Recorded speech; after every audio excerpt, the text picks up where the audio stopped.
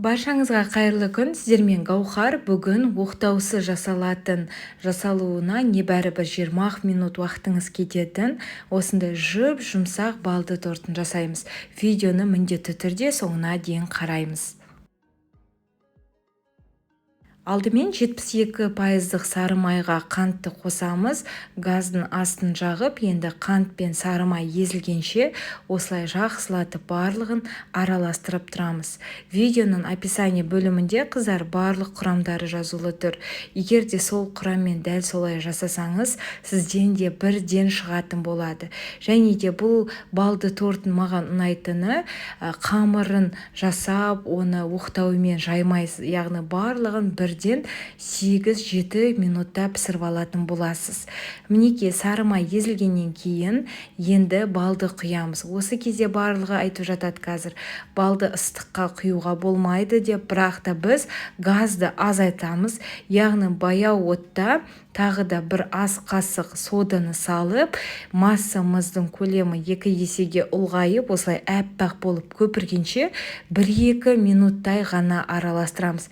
Яғни балда біз отты қайнатпаймыз, сәл ғана жылтып алатын боламыз.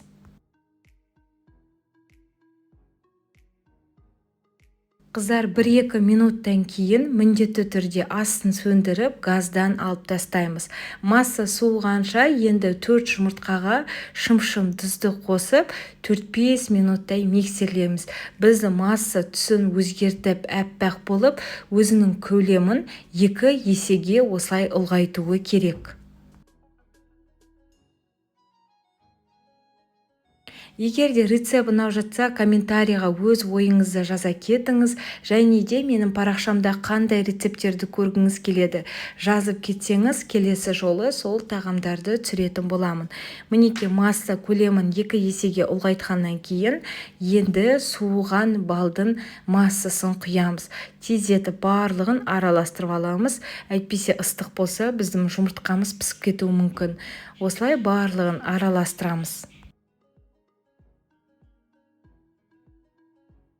Ұнды алдын ала мен електен өткіздім. Ұнның барлығын бірден салмаймыз. Бірінші ұнның жарты бөлігін саламыз. Одан кейін араластырып түйіршіктері кеткеннен кейін барып, қалған ұнды саламыз. Қыздар, ұнды да міндетті түрде електен өткізу керек. Сол кезде сіздің корждарыңыз үлпілдек болып пісетін болады. Осындай бізде әдемі сап-сары қоймалжың масса пайда болады. Көбісі сұрап жатады, балдың натуральны балды қолдануға бола ма деп. Қыздар, міндетті түрде натуральныйды қолдансаңыздар, сіздің медовый тортыңыздың дәмі одан сайын күшті болады. Яғни медовый торттың дәмді болуы тікелей балға байланысты. Енді дайын болған массаны осылай пергамент қағаздарын, менде диаметрі 23 болатын формаға осындай формаларды жасаймыз. 3-4 ас қасықтан салып, барлығын жаямыз. Негізі 4 қасық көп болып кетеді, 3 ас қасық жеткілікті болады. Егер де корждарының жұқа болғанын қаласаңыз, онда 2 ас қасықтан да салуға болады. Дәл осы әдіспен формасын жасап алсаңыз, көріп тұрсыздар видеодағыдай оңай жайылатын болады. Енді дайын болған біздің медовый торттың корждарын 180 градуста бірінші қыздар 15 минуттан пісіреміз. Одан кейін 8-9 минутта пісіп шығатын болады корждар. Мінекей бізде осындай эластичный, жұмсақ корждар пайда болады. Енді ең оңай кремді жасаймыз. Ол үшін бізге 20% қаймақ керек. Оған мен бірінші 2 ас қасық сгущенканы қостым.